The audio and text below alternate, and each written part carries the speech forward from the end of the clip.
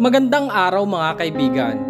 Isang kwentong muli ang aking ibabahagi sa inyo na tiyak na magbibigay kilig, saya at inspirasyon. Pero kung bago ka pa lamang sa aking channel, ay paki-like po ng video. Paki-click ng subscribe button, pati na rin ang bell icon para lagi kayong updated sa mga paparating ko pang upload.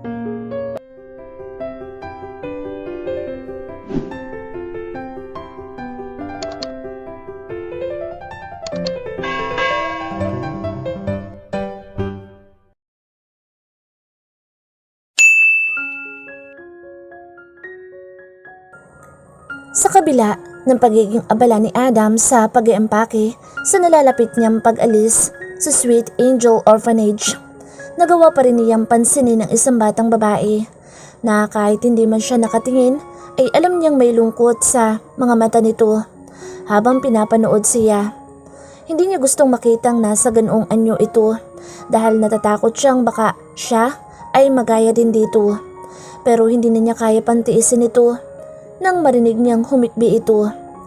Masaya si Adam na pagkatapos ng 3 taong pananatili niya sa Sweet Angel ay makakaalis na din siya doon.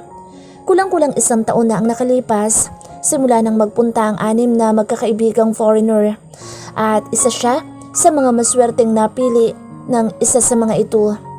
Ilang araw na lang ang nalalabi ay lilisanin na niya ang Sweet Angel Orphanage. Magkakaroon na siya muli ng totoong pamilya.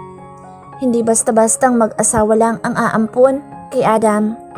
Isang French business magnate ang mag-asawang aampon sa kanya na sina Francis at Alain Colette. Simple lang ang buhay ni Adam bago siya dalhin sa ampunan. Lumaki siya na may mapagmahal na magulang at isang maliit na babaeng kapatid na kasundong-kasundo niya. Nang minsang magbakasyon ng pamilya niya sa Baguio, ay nahulog ang bus na sinasakyan nila. Sa kasamaang palad ay namatay ang magulang, pati na rin ang nakababatang kapatid niya. Dahil wala na siyang malapit pang kamag-anak, napagdesisyonan na dalhin siya sa bahay ampunan na iyon. Maganda naman ang turing sa kanila sa Sweet Angel, at kahit naging napakasakit ng nangyari sa kanya, ay mabilis din siyang nakamove on. Masasabi niyang nagkaroon siya ng panibagong pamilya sa Sweet Angel Orphanage. Nagkaroon ng mga bagong kapatid, sina Philip, Vladimir, James, Ethan at Charles, na kagaya niya ay pare-pareho ding inampo ng mga dayuhan, ang itinuturing niyang mga barkada. Ang mga madre sa orphanage ang itinuturing niyang mga magulang, at si Bianca ang itinuturing niyang para na talaga niyang kapatid. Naunang dumating si Adam sa Sweet Angel Orphanage kaysa kay Bianca. Nag-iisa lang ito noon nang mamatay ang mga magulang nito sa isang sunog. Kagaya ng mga bagong salta sa ampunan, naging mahirap para kay Bianca ang maka-adjust. Halos wala itong kausapin kahit sino, hanggang sa lapitan niya ito. 3 taong gulang si Bianca noon at 7 taong gulang naman siya. May mga kabarkada siya sa ampunan pero hindi naging hadlang iyon para magkalapit sila ni Bianca. Naging mabait siya dito dahil pakiramdam niya ay bumalik muli ang kapatid niyang si Angel sa katauhan nito. Halos kasing tanda lang din ito si Angel bago ito namatay. Ginawa niya ang mga ginagawa niya noon sa kapatid. Itinuring niya itong parang kapatid at dahil nararamdaman nito sa kanya ang pagmamahal ay napalapit ito ng husto sa kanya. Dahilan kung bakit nahihirapan ito ngayong paalisin siya. Lumapit si Adam kay Bianca at hinalikan ito sa noo. Magiging maayos din ang lahat. Bianca, hindi kita kakalimutan. Susulat ako palagi. Mamimiss kita, Adam. Wika nito. Mamimiss din niya ito. Masaya siyang aalis pero malungkot din dahil napalapit na siya ng husto kay Bianca. Ilang linggo na rin naman at aalis na ito doon. May mag-aampon din dito na isang asyendero na taga Batangas. Magiging mas maganda ang buhay nito doon. Sadyang paglalayuin sila ng tadhana. Basta ang bilin ko sa iyo ha. Huwag ka na muling iiyak. Magsusulatan tayo. Kapag malaki na tayo, magkikita muli tayo. Magkakasama. Hinalikan niya si Bianca sa noo. Madalas na iyon ang ginagawa niya sa kaibigan kapag mabigat ang loob at umiiyak ito. Sa tuwi na ay tumatahan at nagiging maayos si Bianca kapag ginagawa niya iyon. Promise? Promise. Niyakap niya si Bianca. Hindi niya lubos maisip kung bakit may iba siyang nararamdaman sa munting pagyakap lang nito noon. Kung kapag si Bianca ay gumagaan ng pakiramdam kapag hinahalikan niya ito sa noo, siya naman ay kapag niyayakap ito. Pero ayaw niyang isipin ang pinakadahilan kung bakit ganoon ang nararamdaman niya kay Bianca. Yun ba ay dahil sa nakikita niya si Angel dito? Nararamdaman niyang hindi. Mas higit pa iyon doon. Siguro ay dahil gusto niya si Bianca bilang babae.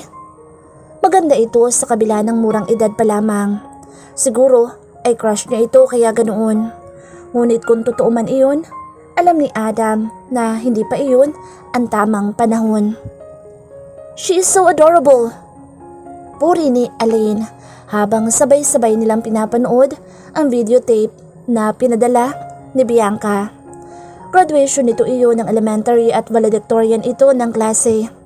Bukod sa video ng pag-akyat nito sa stage na kinuhanan ng magulang nito, nag-video din ito ng sarili nito na hawak-hawak ang gintong medalya na iniaalay daw nito sa kanya. Bukod pa doon ang pagbati nito sa valedictory address nito. Adam couldn't agree more. 11 years old na ngayon si Bianca at kung noon ay cute ito, ngayon ay masasabi niyang unti-unti nang lumalabas ang kagandahan nito. Humaba na ang dati ay maigsi at may bangs pa na tuwid na buhok nito. Kahit malayo sila sa isa't isa, ay mababakas ang saya sa dati ay una niyang nakitang malungkot na mata nito. She grew better and became more beautiful as she could be. Masaya siya na sa kabila ng nakalipas na taon ay nagiging maayos ang buhay nito. Pero mas masaya si Adam na sa kabila ng lahat, nanatili pa rin silang in touch sa isa't isa. Ilang taon na silang hindi nagkikita ni Bianca, pero hindi iyon dahilan para mawalan sila ng komunikasyon sa isa't isa. Mahirap man pero kinakaya nila. Pareho silang may will, kaya pareho silang may way. Hindi pa makabago ang teknolohiya ngayon. Hanggang ngayon ay sulat pa rin sila madalas nag-uusap. Minsan ay nagpapadala ito ng litrato, voice tape o videotape at ganoon din siya dito. Hindi sila madalas na nagkakausap pero hindi napuputol ang komunikasyon nila sa isa't isa. Pinapabura naman ng mga umampun sa kanila ang kagustuhan ng isa't isa. Parehong mababait ang mga ito at kapwa may kaya ang mga pamilya, lalong-lalo na ang sa kanya. Pareho silang maswerte ni Bianca. Suportado sila ng mga magulang sa mga gusto nila, lalo na't wala namang masama tungkol doon. Sometimes, I am thinking, what would it be like if we have adopted her to Miss Sherry? What do you think? Wika ni Francis. Oh, it would be amazing. Thinking that Adam wouldn't worry about Bianca and... No, I don't want her to be my sister. Putol naman ni Adam sa pinag-uusapan ng mga magulang. But why? Nag-aalala ang wika ni Francis. Sandaling natahimik si Adam. Paano ba niya sasagutin ng mga magulang? Siyempre ay gusto niyang makasama si Bianca, pero hindi sa paraan na magiging magkapatid sila. Kaya nga kahit malungkot siya noon na magkakahiwalay na sila, hindi niya iginiit sa mga mag-aampon na sana ay isama din ng mga ito si Bianca. Hindi naman sa ayaw niyang i-share ang buhay na meron siya kay Bianca, pati na rin ang mga magulang niya.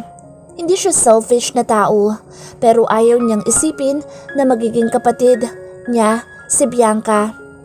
Legal na inampon na siya ng mag-asawang Colette. 1 linggo pagkatapos niyang makatuntong sa bansa, at dahil baog si Francis, hindi na nagkaanak ang mga ito. Minahal siya ng mga ito na parang tunay na anak. Mahal din niya ang mga ito. Kahit madalas na abala ang mga ito sa trabaho, palaging nagbibigay ng oras para sa kanya ang mga ito. Kagaya ngayon, sabay-sabay nilang pinanood ang video na pinadala ni Bianca para sa kanya.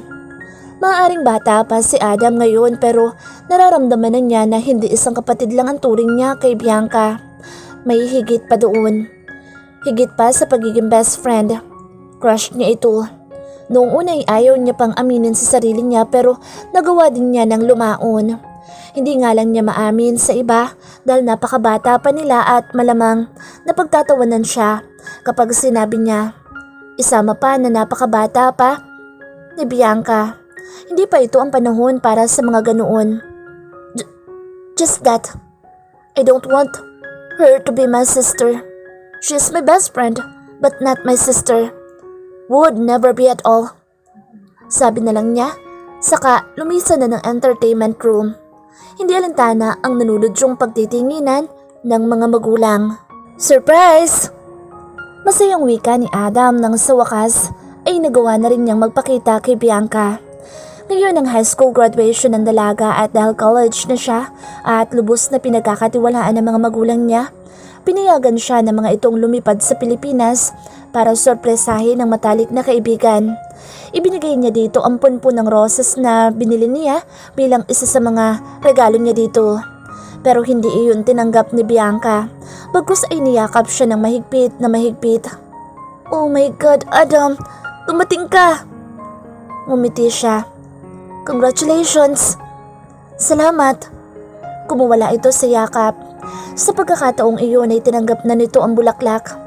Maganda ito, pero mas maganda ang katotohanang dumating ka para sa high school graduation ko. Best gift ever. You deserved it. Valedictorian ka na naman. Wika niya saka hinalikan ang noo nito. For years now, tanging flying kiss lang sa video ang naibibigay niya kay Bianca at ganito din ito sa kanya. Sa tuwina ay masaya siya kahit hindi naman niya tuwira na nararamdaman ang halik nito. Hindi nahahawakan ang balat nito. Pero sa ngayon ay mas masaya siya na naglalapat na iyon at napakalapit ng katawan nila. Adam! Sita sa kanya ni Bianca sa ginawa niya. Napansin niyang namula ang pisngi nito. Apektado ba ito sa ginawa niya dito? Gusto niyang umasa dahil siya ay apektado doon. What's wrong? Hindi ka naman dati naninita kapag hinahalikan kita. Saka naalala mo ba noong bata ka pa? Gustong-gusto mo na hinahalikan kita. Gumagaan ang pakiramdam mo. Bata pa tayo noon. Ngayon ay magka-college na ako at nandoon ka na din. Isa pa, nandito sina mama at papa. Baka kung anong isipin nila. Kumindat siya dito. Don't worry, Ma Sherry. Kilala ako ng mga magulang mo at hindi nila iisipin na masama ang halik na iyon. Unless gusto mong bigyan ng iba pang kahulugan iyon. Bumuntong hininga ito. Hindi sa ganoon. Kaya lang syempre, iba pa rin. Mabait sina mama. Pero hindi ko kabisado ang utak nila. Paano kung ibang isipin nila?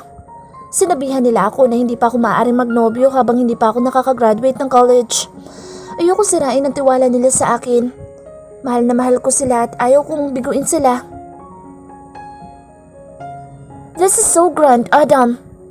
Paano ba ako magpapasalamat sa iyo?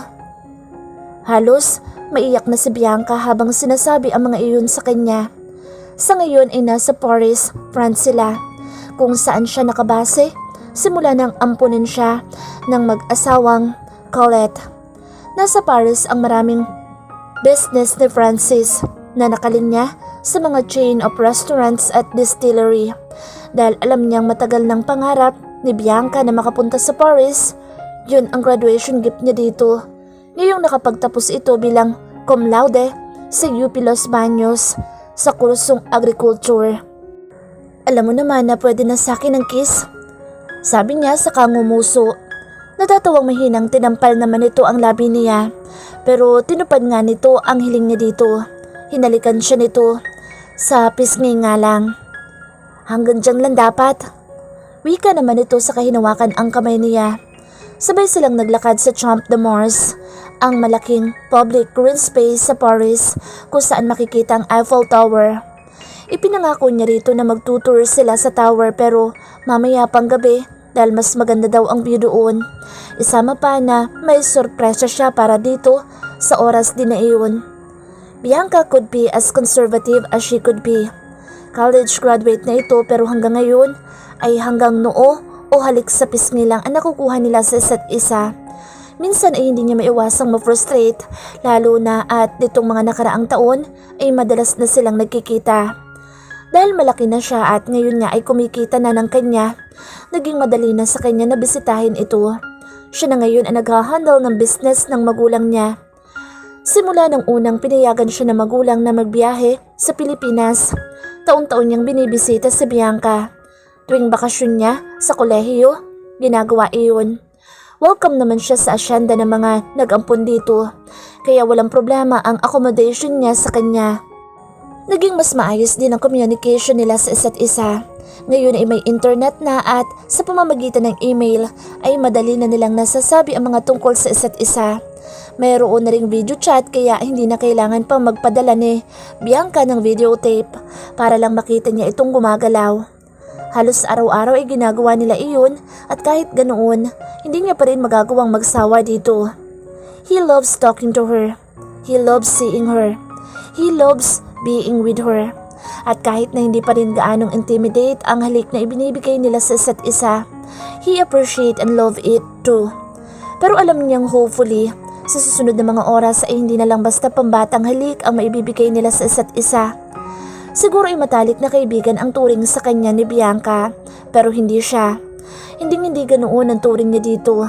Sa mga nakalipas na taon ay napatunayan niya ito. Ang kalungkutan na higit niyang naramdaman kaysa nang mawalay ang pamilya niya sa kanya, ang pagkaayaw niya bilang maging kapatid nito at ang kagustuhan niyang gumawa ng paraan para lang magkausap sila kahit mahirap iyon. Mahalaga ito sa kanya, pero mas higit pa iyon sa pagpapahalaga sa isang kaibigan. Mahal niya si Bianca. Ito ang nagbibigay ng buhay sa mundo niya. At kahit mahirap ang magiging relasyon nila, willing siyang gumawa ng paraan para maging maayos iyon. Basta makuha lang niya ang pagmamahal nito, ang puso nito. Gagawin niya ang lahat para hindi na ito mailang sa kanya kapag hinahalikan ito. At hindi na rin halik pambata ang maigawad nila sa isa't isa. At uumpisahan niyang lahat ng iyon sa gabing ito. Graduate na si Bianca ng kolehiyo. At hindi ba at ito ang nagsabi sa kanya na kapag nakagraduate na ito ng kolehiyo, doon pa lang ito papayagan na mag-boyfriend ng mga magulang nito? Inirerespeto niya iyon, kaya nararapat lang na siya ang maging una nito at huli nito. Mahal na mahal niya ito at gagawin niya ang lahat para dito. Umuwi muna sila sa mansyon nila sa Paris, kung saan tumutuloy din si Bianca para magbihis. Sinabi niya dito na ititreat niya ito ng dinner bago nila akitin ang Eiffel Tower. Isinuot nito ang regalo din niyang damit na siyang lalong nagpaganda sa maganda ng anyo nito. Simple lang ang ginawang ayos dito ng taga-ayos ng mama niya na siyang inutusan niya para ayusan ito. Pero napakaganda pa rin ito. She was the most beautiful woman she had ever seen. No wonder his heart was raging just by looking at her. Hindi ba't sobrang ganda naman yata ng ayos ko ngayon para lang sa isang dinner?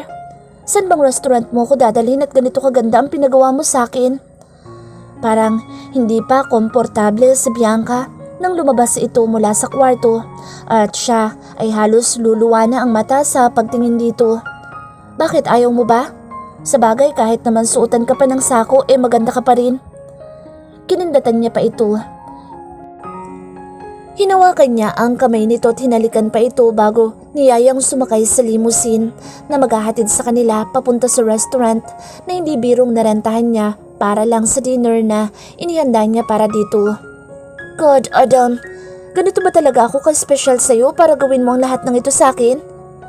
Hindi makapaniwalang wika ni Bianca nang makita kung saan niya ito dinala. Hindi mo na kailangan tanungin yan, Bianca. Alam mo naman na ikaw ang pinaka-special na babae para sa akin. Sobra-sobra ito para sa isang matalik na kaibigan lang. Hindi ba't mahirap gumawa ng reservation sa restaurant na ito? Mukhang napaka-exclusive nito. Nasa second floor sila ng pamosong restaurant sa Eiffel Tower. At tama ito, mahirap gumawa ng reservations sa restaurant na ito. Kapag anak ka ng isa sa may-ari nito, hindi mahirap iyon. So shall we sit down? Marjorie? Ngumiti ito pero napansin niyang hindi umabot ang ngiti nito sa mga mata nito. Napaisip tuloy si Adam kung masama ba ang pakiramdam ni Bianca o kung may mali sa ginawa niya. Hindi mo ba gusto ito, Bianca? Umiling ito. Siyempre gusto. Kaya lang, sobra-sobra pa rin para sa iyo. Huwag mong isipin ang tungkol doon. You deserved everything in this world, Bianca. And I would give everything that I could just to make you happy. To see your smile every day. Basta ba ang ngiting iyon na ibibigay mo lang exclusively sa akin? Gusto sana niyang idugtong. Right. Sabi nito at hindi na nagreklamo pa. Umorder sila at maya-maya ay kumain na. Pagkatapos kumain ay niyaya niya itong magsayaw. Pumayag ito. Their bodies became close while dancing. Lalong lumakas ang tibok ng puso ni Adam habang ginagawa nila iyon. He really loves it whenever he got this close to her. Ipinikit niya ang mga mata at ninamnam ang bawat sandali. Nang buksan niya iyon, ay nagkasalubong ang mga mata nila ni Bianca. Nakangiti ang mga mata nito sa kanya. Mukhang masaya ito. Masaya din siya. Pero mas lalo siyang sasaya kung magiging matagumpay ang plano niya ngayong gabi. Bumaba ang tingin ni Adam sa mapupulang labi ni Bianca. Ilang beses na ba niyang pinangarap na mahalikan iyon? Ngayon ay pagkakataon na niya. Being in this kind of setting would add to the romantic notion of the gesture. Walang pag-aalinlangan na hinalikan niya ang labi nito. Kagaya ng inaasahan ni Adam, magiging mas masarap nga ang pakiramdam niya kapag nahalikan niya doon si Bianca. Her lips tasted sweet. Nararamdaman na niyang kagaya ng paunti-unti niyang paghalik dito ay maa-addict din siya doon. Pero napatigil siya nang maramdaman niya na tila nanigas si Bianca sa mga kamay niya sa ginawa niyang iyon. Kumunot ang noo ni Adam. Bianca, what's wrong? Kumuwala ito mula sa pagkakahawak niya. Adam, this is all wrong. Ang lugar, ang pag-aasikaso mo sa akin, lalo na ang paghalik mo sa labi sa akin ngayon. Best friend lang kita, alam mo yun? Oo, pero ano kung i-level up natin ang relasyon natin? Wala namang masama, di ba? Graduate ka na at sinabi mo sa akin na kapag graduate ka na ng college, pwede ka na mag-boyfriend. Huminga ito ng malalim at diretsyong tumingin sa kanya. Alam ko, pero hindi pwedeng ikaw yun. Adam, I'm already in love with someone else. 9 years later. Hindi ko talaga maintindihan kung bakit kailangan pa nating sunduin ang bilyonaryong best friend mo. Samantalang kayang-kaya naman niya mag-rent ng Jaguar para lang sunduin siya. Yamot na wika ni Troy habang nasa biyahe sila papunta ng Naiya. Nang sabihin niya rito kahapon ang tungkol sa plano niyang pagsundo kay Adam sa airport dahil bibisita ito ngayon sa Pilipinas ay naasar ito. Marami daw itong trabaho para unahin ang mga ganoong pagsundo. Hindi siya marunong mag-drive at ang driver naman ng pamilya nila ay kailangan ng mamaniya sa araw na iyon, kaya si Troy na lang ang pag-asa niya. Ganoon pa man ay pinagbigyan siya ng nobyo. Alam mo na espesyal siya sa akin, Troy. Simula pagkabata ay magkakilala na kami. Best friend ko siya at ilang buwan na rin simula nang huli kami magkita, kaya namimiss ko siya. Gusto kong ako mismo ang sumundo sa kanya. Whatever. Mukhang yamot pa din ito. Napabuntong hininga na lang siya. 2 taon na rin simula na maging magnobyo sila at kabisado na niya ang ugali ni Troy. Mainitin ang ulo nito at hindi man ito aminin, ramdam niya na aasar ito kay Adam. Naasar ito dahil sa tingin niya ay nai-insecure ito sa best friend niya. Naunawaan naman niya si Troy kung bakit ito nai-insecure kay Adam. Bilang isang lalaki, nasasagi ni Adam ang ego nito kahit wala naman talaga itong ginagawa. Sa yaman naman kasi ng best friend niya at sa gwapo. Parang lahat naman yata ng lalaki ay mai-insecure dito. Pero para sa kanya ay wala naman talagang dapat ika-insecure si Troy. Hindi man ganoon kayaman at kagwapo si Troy ay mahal niya ito. 2 taon na ang itinagal ng relasyon nila ni Troy. Ang akala niya noon, pagkatapos niyang ma-fall out of love sa unang boyfriend niya na si Alex ay mahihirapan siyang umibig muli. Pero nagkamali siya. Naging madali lang sa kanya ang umibig muli nang makilala niya si Troy. Kagaya niya ay nagmamay-ari din ng asyenda si Troy. Nagkakilala sila sa isang party noong mga panahong nagkakalabuan sila ng unang nobyo. At dahil pareho silang may interes sa pag-aasyenda, nag-click sila. Hindi nagtagal pagkatapos masira ang relasyon nila ni Troy ay niligawan siya nito at naging maayos ang lahat sa kanila. Maaring may flaws si Troy pero natatakpan naman iyon ng pagmamahal niya dito. Iniintindi na lang niya ito sa mga panahon na mainit ang ulo nito. Isa pa may kasalanan din naman siya. Pinilit niya ito kahit alam niyang abala ito. Nakarating sila sa naiya ng matiwasay. Saktong kakalanding lang ng jet ni Adam nang dumating sila doon. Adam! Tawag niya nang makita ang matalik na kaibigan. Hindi nakatakataka na makita agad ni Bianca ang matalik na kaibigan sa lawak ng airport. Paano naman kasi ay sobrang outstanding ito mula sa mga tao doon. Hindi pangkaraniwan para sa isang Filipino ang tangkad nitong 6 feet. Pinagtitinginan din ito ng mga tao. Hindi dahil sa tangkad nito, kung hindi dahil na rin sa gwapong mukha nito. Mula sa magulo pero tila kay sarap suklayin na buhok, may itim na mata, matangos na ilong at isama pa rin ang perpekto yatang labi nito. Kapansin-pansin din ang kayumanggi pero makinis nitong kutis. Kung lalaki nga lang siya ay mai-intimidate at may insecure siyang tingnan ito. Para kasing wala nang makakapantay sa kagwapuhan nito. Nagliwanag ang mukha nito nang makita siya. Ipinahawak nito agad sa personal assistant nito ang mga hawak at tumakbong palapit sa kanya. I missed you, Bianca. Wika pa nito bago siya niyakap ng mahigpit at hinalikan sa noo, kagaya na lang ng madalas na ginagawa nito noon kapag nagkikita sila. I missed you too.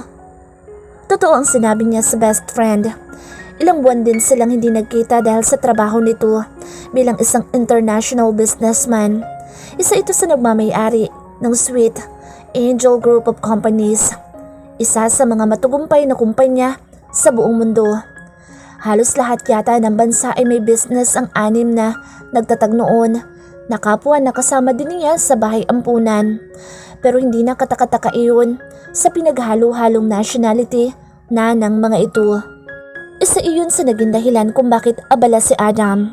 Hands-on si Adam sa mga business ng SAC dahil isinali na rin doon ang mga business na itinatag ng pamilyang umampon dito. Sa New York ang main office ng SAC pero madalas ay pabalik-balik ito doon at sa France kung saan madalas ay personal na binibisita din ito ang mga umbrella companies. Ang kumpanya na isinali nito sa SAC. Ito pa rin ang in charge doon dahil na rin mas may alam ito doon. At ngayon kahit bumisita ito sa Pilipinas, alam niyang magiging abala pa rin ito. Malaki din kasi ang saklaw na business ng SAC sa Pilipinas.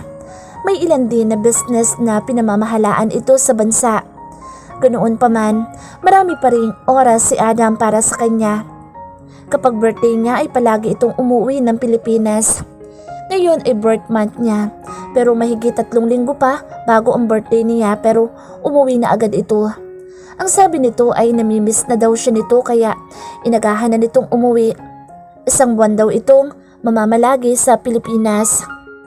Sa ngayon ay may sarili ng unit si Adam sa Pilipinas pero sa tuwina ay madalas na nananatili ito sa asyenda.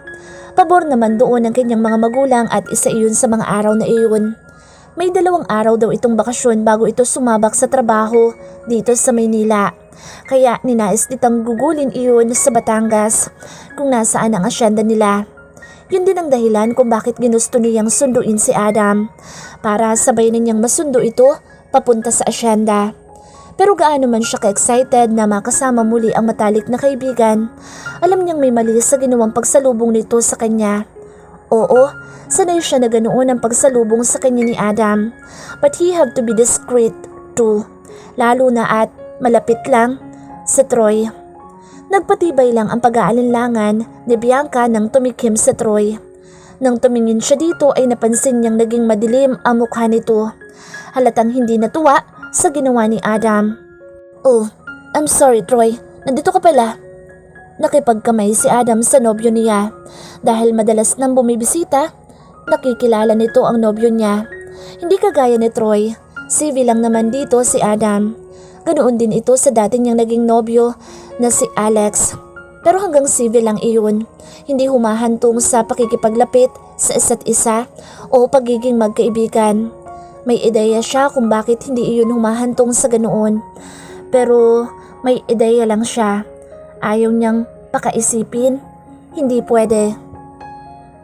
Breakfast in the garden ang ipinahanda ni Bianca sa kasambahay nila ng umagang iyon.